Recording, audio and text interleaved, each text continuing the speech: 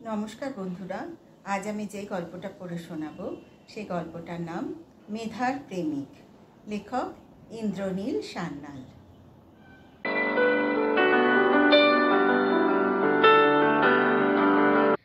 December মাসে বৃষ্টি ভালো লাগে? ধুস! বিরক্ত হয়ে জানলা দিয়ে বাইরে তাকালো অমল। পিজি অ্যাকোমোডেশনের 3 তলার জানলা দিয়ে প্যাঁচার মোড় পর্যন্ত দেখা যায়। রাত 1:30টার সময় বৃষ্টির জন্যে অত দূর পর্যন্ত দেখা যাচ্ছে না। তবে কাছের একটা জিনিস দেখে অমল আঁতকে উঠল। গাঢ় রঙের জিন্স, হুডি আর স্নিকার পরা একটা লোক পিজির পাঁচিল টপকে কম্পাউন্ডের বাগানে লাফিয়ে নামল। মেধা! কে ঢুকলো জানতে চাইল অমল। আজ রাতে গোটা বাড়িতে সে আর মেধা ছাড়া কেউ নেই। পিজির মালিক প্রশান্তবাবু শনিবার ভোরে বর্ধমানের বাড়ি চলে যান, ফেরেন সোমবার সকালে। প্রশান্ত থাকেন গোটা 1 তলা নিয়ে, বাকি 2 তলা মিলে 4টে ফ্ল্যাট। এগুলোর মধ্যে 2 তলার একটা ফ্ল্যাট এখন খালি, কোনো বোর্ডার নেই। অন্য ফ্ল্যাটে পার্টনার বিশাল থাকে। 3 তলার দ্বিতীয় ফ্ল্যাটে থাকে নৈহাটির জয়ন্ত। বিশাল আর জয়ন্ত সপ্তাহান্তে বাড়ি গেছে। কে ঢুকেছে বুঝতে পারছি না, খসখসে গলায় জবাব দিল মেধা।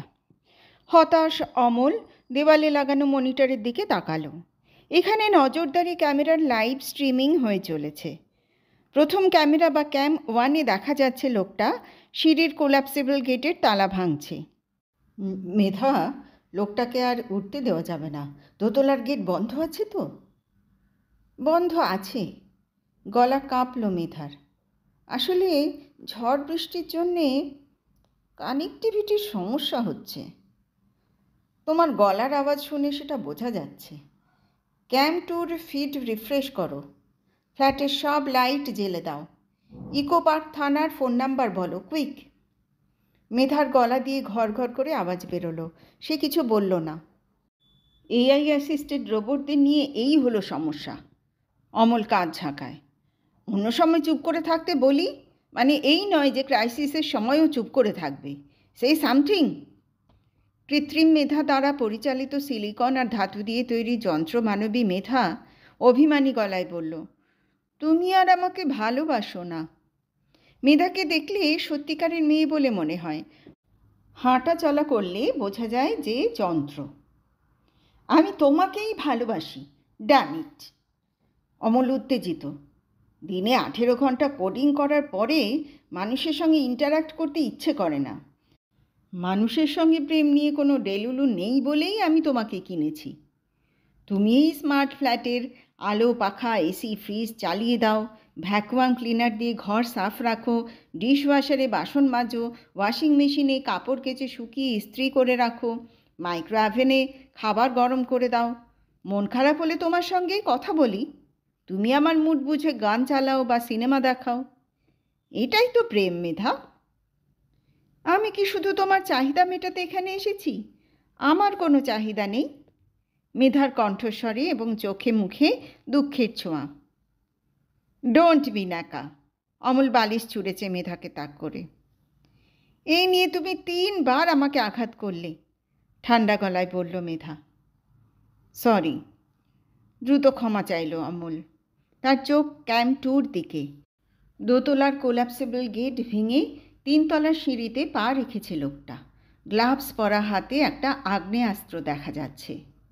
মেধা, ইকো পার্ক থানার নম্বর বলো, কুইক। মেধা ঘর ঘর গলায় বলল, কানেক্ট করতে পারছি না। ভিডিও রিফ্রেশ হতেই অমল চমকে উঠল। ক্যাম্প 2-তে লোকটাকে আর দেখা যাচ্ছে না, কারণ ও এখন ক্যাম্প 3-র সামনে। এই ক্যামেরাটা ফ্ল্যাটের সদর দরজার মাথায় লাগানো। অমল চিৎকার করে বলল, মেধা, ফ্ল্যাটের সব আলো জ্বেলে দাও, ফায়ার স্মোক আর বার্গলার অ্যালার্ম চালু করো। থানার নম্বর পেলে? মেধা বলল, কানেক্টিভিটি পাওয়া যাচ্ছে না, ওয়েদার খারাপ। আতঙ্কিত অমল নিজের মোবাইল থেকে পুলিশের ইমার্জেন্সি নম্বরে ডায়াল করল। তারপর ফোনের দিকে তাকিয়ে ভয়ের চোটে চেঁচিয়ে উঠল, কোনো টাওয়ার নেই, মেধা, হেল্প।